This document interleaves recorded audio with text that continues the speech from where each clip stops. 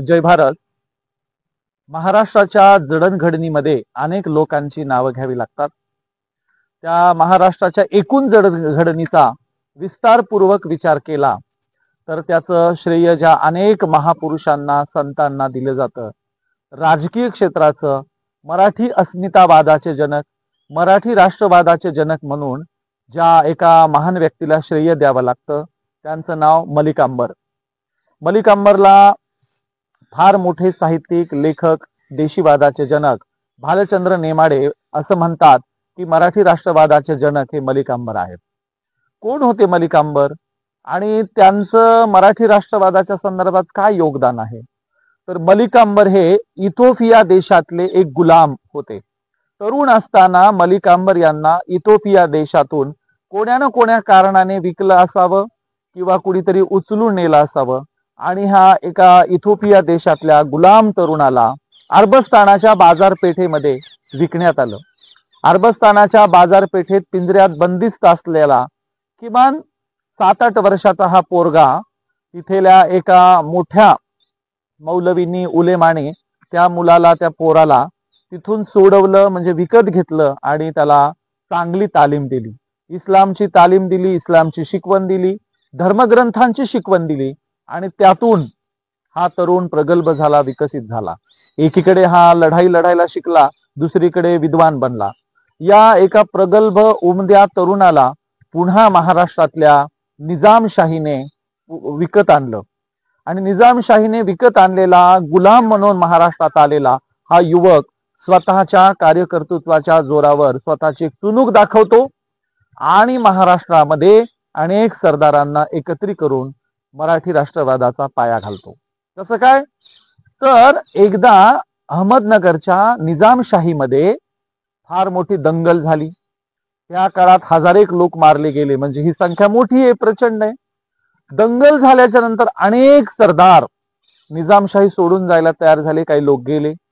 ही दंगल कुणात झाली? तर ही दंगल झाली दख्खनी मुस्लिम विरुद्ध बाहेरचे मुस्लिम, किंवा ही दंगल जी झाली ती बाहेरच्या एकवटलेल्या लॉबिंग करून वावरणारे मुस्लिम विरुद्ध या भागातले दख्खनचे नव्याने कन्व्हर्टेड झालेले मुस्लिम. आणि मग यातून मुस्लिमांची दंगल झाली, मोठी जीवितहानी झाली. आणि ही दंगल झाली होती मलिक अंबर यांच्या काळात. ते म्हणाले मुस्लिमच असे आपापसात भांडत असतील तर इथल्या स्थानिकच्या लोकांना कव्हरेज दिलं पाहिजे, त्यांना वर घेतलं पाहिजे, सरदारक्या दिल्या पाहिजे, राजशासन प्रशासनात त्यांना आणलं पाहिजे. आणि या भूमिकेतून ज्या त्या भागातल्याच भूमिपुत्रांनी स्वतःच राज्य उभं करावं, स्वतःच राज्य चालवावं, या एकूण सूत्राला घेऊन मलिक अंबर यांनी अनेक मराठा सरदारांना गोळा करायला सुरुवात झाली. असं म्हटलं जातं देवगिरीच्या किल्ल्यावर मोठा दरबार भरलेला असताना शहाजीराजे आणि लखोजी राजे यांची समेट घडून आणली, यांचं तात्पुरतं भांडण थांबवलं आणि त्यांचे नातेसंबंध निर्माण करण्यात देखील मलिक अंबर यांचा फार मोठा रोल होता असं म्हटलं जातं. जुन्नर प्रांताची जहागिरी शहाजी राजांना मिळवून देण्यामध्ये देखील मलिक अंबर यांचा फार मोठा रोल होता. शहाजी राजे आणि मलिक अंबरने मिळून महाराष्ट्रामध्ये खऱ्या अर्थाने मराठी राजवटीचा पाया घातला. स्थानिकच्या भूमिपुत्रांची राजवट असावी, स्थानिकच्या भूमिपुत्रांनी राजा व्हावं, इथपर्यंतची ही सूत्र शहाजी राजांच्या काळात आकाराला येताना दिसतात. आणि म्हणून शहाजी राजे आणि मलिक अंबर यांची अतूट मैत्री होती. खरं तर गनिमी काव्याचे जनकच मलिक अंबर यांना म्हटलं जातं. म्हणजे शत्रूवर तुटून पडायचं, शत्रूशी संघर्ष करता येईल एवढा करायचा आणि जीवितहानी आपल्या बाजूने व्हायला लागली तर आपण 4 पावलं मागे यायचं, माघार घ्यायची. हे जे सूत्र आहे ते मलिक अंबरने आणलं. ते शहाजी राजांच्याकडून पुढे शिवाजी महाराजांच्या पर्यंत सूत्र आलेलं आहे. अशा पद्धतीने दख्खन मधल्या अनेक सरदारांना गोळा करण्याचं काम, सरदारांना गोळा करून इथे एका मराठी अस्मितेच्या राजवटीला जन्माला घालण्याचं बेसिकली काम शहाजी राजे आणि मलिक अंबर करताना दिसतात. मलिक अंबर हे अत्यंत लोकप्रिय सरदार होते. खरं तर ते राजा होण्याच्या पात्रतेचे असतानाही ते राजा झाले नाही. त्यांना निजामाच्या म्हणजे अहमदनगरच्या निजामशाहीत पुढच्या काळात गुलाम या पदावरून म्हणजे गुलामगिरीतून मुक्त केलं असं जाहीर करण्यात आलं. आणि गुलामगिरीतून मुक्त केल्याच्या नंतर त्यांनी स्वतःचे घोडेस्वार, स्वतःचं सैन्य आणि स्वतःची फार मोठी फौज उभी करायचं काम त्यांनी केलं. आणि म्हणून मलिकांबर हे या मराठी महाराष्ट्राच्या परिसरामध्ये अत्यंत कार्यकर्तृत्व गाजवताना दिसतात. मलिकांबर यांनी फुले अंबरी नावाचं फुलंबरी नावाचं शहर वसवलं. मलिकांबर यांनी खडकी म्हणजे आज ज्याला छत्रपती संभाजीनगर म्हणतो, मधल्या काळात औरंगाबाद म्हटलं जायचं, हे शहर देखील पायाभूत शहर उभं करायचं काम, खडकीला आकाराला आणायचं काम, 52 दरवाजांचं शहर उभं करण्याची संकल्पना, पाया आणि बरंच मोठं काम मलिकांबर यांनी केलेलं आहे. आजच्या छत्रपती संभाजीनगर मध्ये एक प्रचंड पुरातन प्राचीन मलिकांबरनी बांधायला घेतलेली मस्जिद आहे. ती पुढे औरंगजेबाच्या काळामध्ये पूर्ण झाली आणि एकूण शहराला अनेक दरवाजे उभं करायचं कामच मलिकांबर यांच्या काळात सुरू झालं. जसं हत्ती हौद आहे किंवा आपण बघतो पानचक्की आहे. गुलाम आल्याच्या नंतर गुलामांना सातत्याने सैनिकांच्यासाठी जात्यावर दळावं लागायचं, त्यांच्या हाताला फोड यायचे आणि मग सैनिकांच्यासाठी पीठ दळून दळून गुलाम व्याकुळ व्हायचे. आणि म्हणून आपणही गुलामगिरीतून एक गुलामातून आलेलो असल्या कारणाने मलिकांबर यांनी जात्यावर आपोआप दळलं जावं अशा पानचक्कीचं, व इकडे पाणी पडेल आणि सुंदर नजारा दिसेल, खाली मात्र ती चक्की फिरत राहील, त्याच्यातनं आटा निघेल, अशा पानचक्कीची रचना मलिकांबरने केली. मलिकांबर यांना जमिनीतून नहरी आणण्याची एक कला अवगत होती. त्यामुळे या छत्रपती संभाजीनगर शहरात असंख्य नहरी त्यांनी जमिनीतून अंतर्गत आणल्या. म्हणजे मोठी हवा त्या अंडरग्राऊंड नाल्यामध्ये सोडायची आणि त्या हवेच्या वेगाने ते पाणी पुढे पुशप होईल, ढकललं जाईल.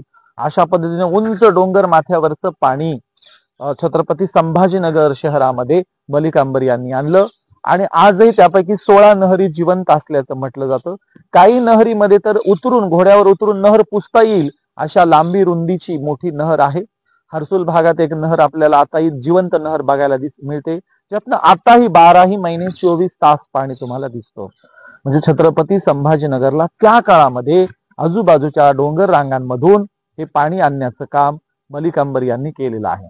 आणि म्हणून मोठ्या नदीच्या पात्राच्या बाजूनी छोट्याशा नहरी वळवून त्या नदी पात्राचा पाझरा वळवून मोठ्या शहरांमध्ये पाणी आणण्याचं काम मलिकांबर करायचे. अशा पद्धतीने मलिकांबर यांचं कार्यकर्तृत्व अनेक अँगलनी सांगता येतं. स्थापत्यशास्त्रात त्यांचं फार मोठं योगदान आहे, कला साहित्याच्या क्षेत्रात त्यांचं योगदान आहे, युद्धभूमीवर त्यांचं फार मोठं योगदान आहे, मराठी सरदारांना गोळा करण्यात त्यांचं फार मोठं योगदान आहे, मराठी राष्ट्रवादासाठी त्यांचं फार मोठं योगदान आहे. आणि मलिकांबर इतके अजिंक्य होते की उत्तरेकडचे मोगल मलिकांबरला चिडायचे, त्याच्याबद्दल असूया बाळगायचे. उत्तरेकडच्या औरंगजेबाच्या दरबारात लाकडावर एक मुंडकं अडकवलेलं होतं आणि असं म्हटलं जायचं की हे मुंडकं मलिकांबरचे, जो कोणी मलिकांबरचं मुंडकं कापून आणून देईल त्याला मी बरीच मोठी रक्कम देईल, बक्षीस देईल, असं उत्तरेकडे म्हटलं जायचं. आणि म्हणून दख्खन सुरुवातीला जो अजिंक्य होता, दख्खनवर जो दरारा होता, तो मलिकांबर आणि शहाजी राजेंचा दरारा होता. आणि म्हणून मलिकांबर दख्खन मध्ये कुणाला पाऊल ठेवू देत नव्हते, असा तो दरारा होता. म्हणून दख्खन जिंकून घेण्यासाठी उत्तरेकडच्या मोगलांचे जे प्रयत्न सुरू झाले ते मलिकांबरच्या काळात. मलिकांबरच्या काळात दख्खन जिंकून घेता नाही आला. पुढे शहाजी राजे, पुढे छत्रपती शिवाजी महाराज, त्याच्या पुढे छत्रपती संभाजी महाराज, नंतर ताराराणी. म्हणजे औरंगजेबाचा संघर्ष मलिकांबर ते ताराराणी पर्यंत, राजाराम यांच्यापर्यंत झाला, परंतु महाराष्ट्र परिपूर्ण जिंकून घेता आला नाही. मोगलांच्या ताब्यात संपूर्ण महाराष्ट्र कधीच गेला नाही. अशा पद्धतीने मलिकांबरने उत्तरेकडच्या मोगलांशी लढाया लढल्या, स्थानिकच्याही अनेक मुस्लिम शासकांच्या विरोधातही लढाया लढल्या. पर्यायाने ते काही एका धर्माचे धार्जिने, एका धर्मालाच कव्हरेज देणारे, इतर धर्माचा द्वेष करणारे असे नव्हते. तर त्यांचा तत्कालीन संघर्ष हा इथल्या स्थानिकच्या भूमिपुत्रांना घेऊन उत्तरेकडच्या विदेशी मोगलांच्या विरोधात होता. आणि म्हणून मलिकांबरच्या प्रती जवळपास मराठीतल्या सगळ्याच लेखक साहित्यिकांनी आदरयुक्त लिखाण केलेलं आहे. त्यांच्या कार्यकर्तृत्वाबद्दल शंका कुशंका घेण्याचं कारण नाही, अशा देखील पद्धतीचं लिखाण झालेलं आहे. आणि म्हणून इतक्या महान मलिकांबरच्या, एका महान राजाच्या, एका गुलामाच्या आपण मजारीवर आहोत. ही खुलताबाद शहरातली त्यांची मजार आहे, पाठीमागे त्यांची समाधी आहे. त्यांचा शेवट अमरापूर या गावी झाला, म्हणजे शेवगाव तालुक्यातील अहिल्यानगर जिल्ह्यातल्या अमरापूर गावी त्यांचा शेवट झाला. त्या गावाचं नाव होतं अंबरापूर. अंबरी यांचं, मलिक अंबर यांचं जे गाव आहे ते होतं अंबरापूर. अंबरापूरचं पुढे आंबडापूर झालं, अमरापूर झालं. सदाशिव अमरापूरकर हे मराठीतले खलनायक म्हणून काम करणारे हिरो ते त्याच अंबरापूरचे होते. आजही त्या गावी मलिक अंबरचे स्मृती दिन साजरा होतो. ते गेल्याचा दिवस साजरा होतो. गावचे लोक सार्वजनिक साजरा करतात आणि म्हणून मलिक अंबर हे अमरापूरला गेले आणि त्यांना इथे आणलं आणि त्यांचा दफन विधी इथे झाला. त्या अगोदरच त्यांनी एवढी मोठी मजार उभी केली होती आणि त्या मजारीत त्यांना शेवटी दफन करण्यात आलं. अशा महान एका राजाच्या स्मारकावर आपण इथे आहोत. धन्यवाद.